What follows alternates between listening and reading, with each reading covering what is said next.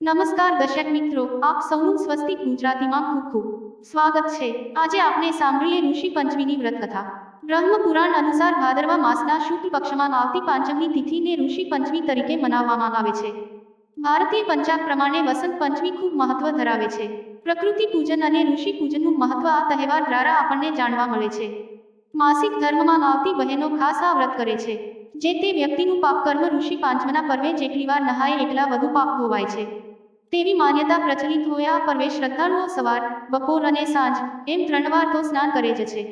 તેમાંની જે સ્થળે પાંડવોના પાપ ધોવાયા તે કોળિયાકના નિષ્કલંક મહાદેવ મંદિરના સમુદ્ર તટે તો જે ભાવિક શ્રદ્ધાળુને નહાવાની તક મળે તે પોતાની જાતને ધન્ય ગણે છે। એક પૌરાણિક કથા પણ આ પવિત્ર તહેવાર સાથે જોડાયેલી છે।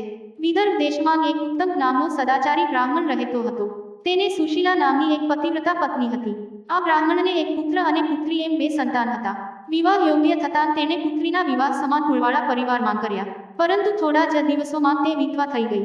દુઃખી બ્રાહ્મણ દંપતી પુત્રી સાથે ગંગા તટે રહેવા લાગ્યા। એક દિવસ બ્રાહ્મણ કન્યા સૂતી હતી તે વખતે તેના શરીરમાં કીડા પડી ગયા।